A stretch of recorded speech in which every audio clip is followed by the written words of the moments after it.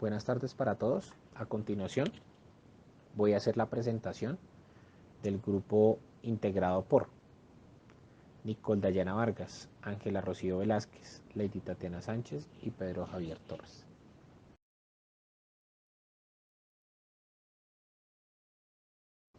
Nos correspondió leer el libro Los bienes terrenales del hombre, en su capítulo número 18, donde inicia con un título, Proletariados del Mundo Unidos. Desde la lectura del título se ve un mensaje de llamado a la unión entre grupos proletariados, que son las personas que no disponen de medios propios de producción. El mensaje, Proletariados del Mundo Unidos, era dirigido a los trabajadores del mundo. Este grupo de proletariado está integrado por una clase social que carece de capital. Este grupo de personas venden su fuerza de trabajo a cambio de un salario.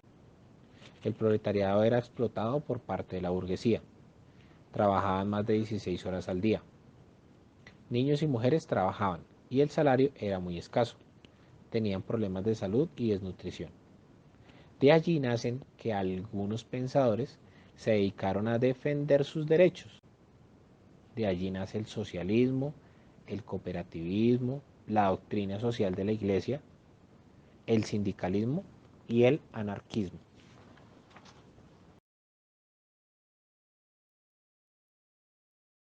Dentro de la lectura encontramos mencionado a un pensador, un poeta, un político, un humanista llamado Santo Tomás Moro, también nombrado como Santo Tomás Moro, quien era acuñado en el siglo XVI como la voz de la utopía.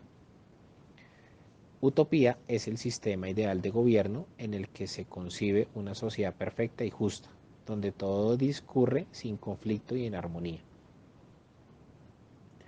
En un libro que se denomina de esta misma manera Utopía,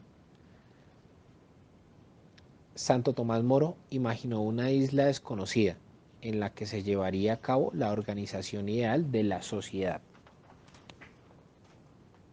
Él quería tener una vida mejor que la que tienen o la que vivían en esa época. Dentro de este grupo de personas habían soñadores que insisten en la revolución, en trabajar con tesón y en completar la utopía. El hecho marcado del capítulo es señalado como utopía y su segundo párrafo señala el capitalismo como derrochador e injusto. Hoy en día, los países capitalistas o del primer mundo son Estados Unidos, Canadá, Francia, Inglaterra, quienes rigen su sistema económico en 3 parámetros. El primer parámetro, el poder de la economía. El segundo, la propiedad privada.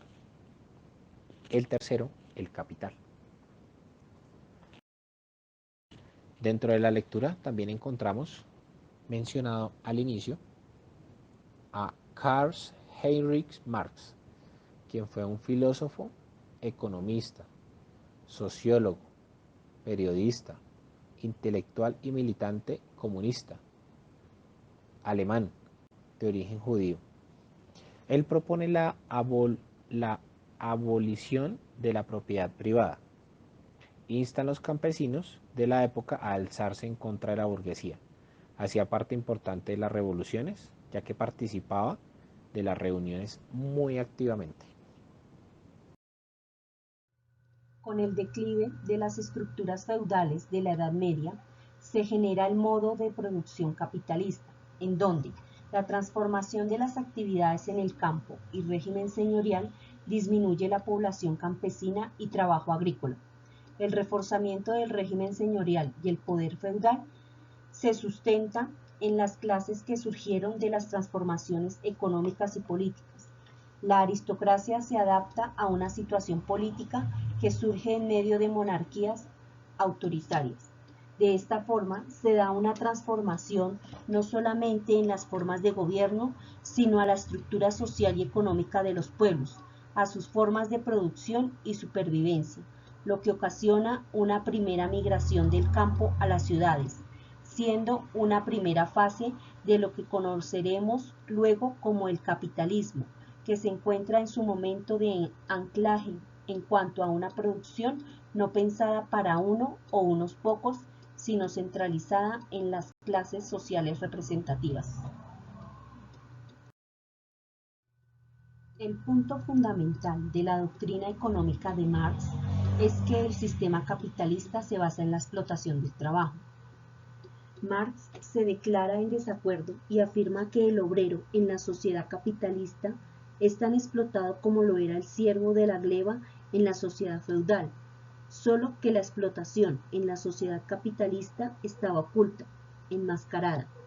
Marx toma de Ricardo sobre el valor del trabajo, sostenida en varios grados por la mayoría de los clásicos, de Adam Smith y Joan Stuart Smith. Según esta doctrina, el valor de los artículos depende de la cantidad de trabajo que se necesite para producirla, y empieza su exposición con el análisis de la mercancía.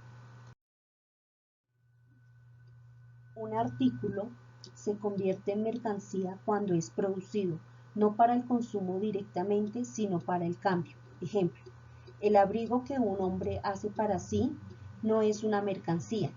Un abrigo hecho para ser vendido a alguien o ser cambiado por dinero o por otro artículo es una mercancía. Así, el valor de una mercancía es determinado, según Marx, por el tiempo de trabajo socialmente necesario para producirla. El modo de producción capitalista está constituido por la unidad de unas fuerzas productivas altamente desarrolladas que le imprimen un carácter básicamente social a la producción, con unas relaciones de producción sustentadas en la apropiación privada de la plusvalía, es decir, sustentadas en la explotación del proletariado por la burguesía. Los requisitos para la existencia de modos de producción capitalista son la existencia de una fuerza de trabajo libre, es decir, la existencia de hombres libres, de medios de producción, desposeídos de todo medio de sustento, con la excepción de su propia energía.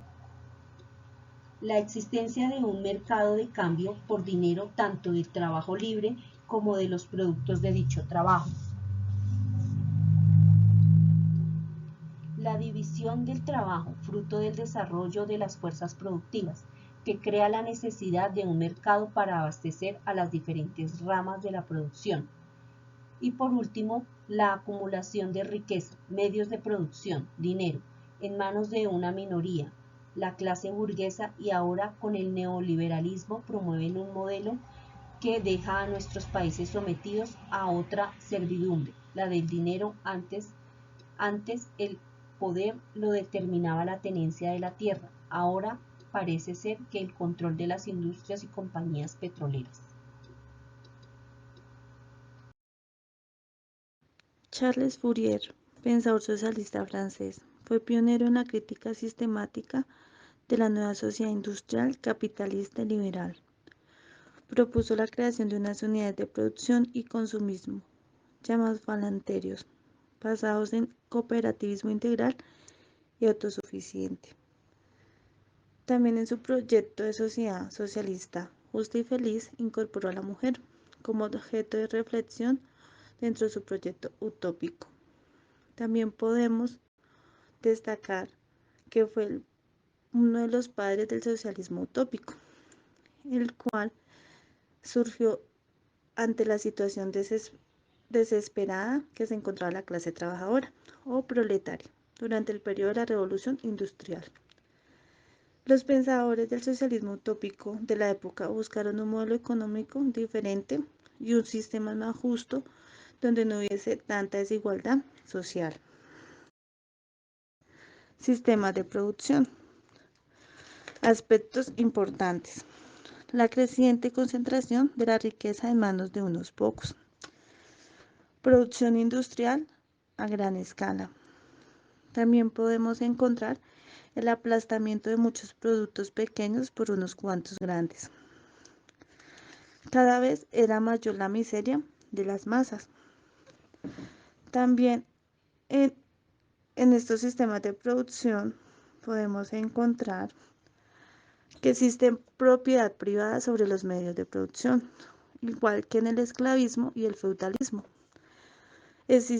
existen dos clases sociales fundamentales y antagónicas, la burguesía y el proletariado. La primera es la dueña de los medios de producción o maquinaria, y la segunda tiene que vender su fuerza de trabajo a la primera para poder subsistir. Eso quiere decir que los proletariados tienen que dar su mano de obra para que la burguesía crezca comercialmente. Bueno, también podemos decir que la relación de estas dos clases surge y se desarrolla el capital que poseen los capitalistas o burgueses. El libro Los bienes terrenales del hombre tiene un doble propósito. El primero es mostrarnos la historia por medio de la teoría económica y la teoría económica por medio de la historia. En el capítulo 18 encontramos un título, Los proletarios del mundo unidos. Es un lema político escrito en el manifiesto del Partido Comunista en el año 1848 por Marx y Engels. Marx era un socialista que estaba interesado en que la clase trabajadora mejorara y que los medios de producción fueran del pueblo y no fueran privados, porque los dueños de aquellos medios de producción eran los pocos que vivían en el confort y en el lujo, o sea, los que menos trabajaban y los que más disfrutaban. Para Marx, en el sistema feudal, en el sistema capitalismo, había tanta desigualdad, injusticia y tanta esclavización para el obrero, tanto como en el sistema feudal, pero sino que estaba enmascarado. Para desenmascarar esto, Marx arranca con la teoría la plusvalía. En la teoría la plusvalía, Marx se da cuenta que ha de venir un nuevo sistema. Y ese sistema, ¿qué sistema es? Pues el sistema comunismo. La clase obrera tenía que revolucionarse en contra de los dueños de los medios de producción, porque estos estaban trayendo crisis, o sea, no estaban evolucionando, había derroche, eran malgastadores, eran injustos, estaban trayendo muchas crisis. Además de eso, los tenían esclavizados, o sea, trabajaban 10 horas, 6 horas le pagaban y 4 horas eran para ellos. ¿Para bienestar de quién? Pues de ellos. Entonces, para Marx eso no podía seguir así. En el año 1848, Marx y Engels, cuando se dieron cuenta que debía venir un nuevo cambio, ese cambio iba a ser por medio de la clase trabajadora, Marx se dedicó a entrenar esa clase obrera. Marx y Engels se dedicaron a entrenar esa clase trabajadora, porque ellos necesitaban que llegara la hora de que los expropiados expropiaran a los expropiadores. Fue así, para Marx, el derecho, la economía, la ciencia y la religión, una compatía con la otra, ya que por medio de estas había venido la evolución de la historia del hombre, pero para Marx la más importante era la economía.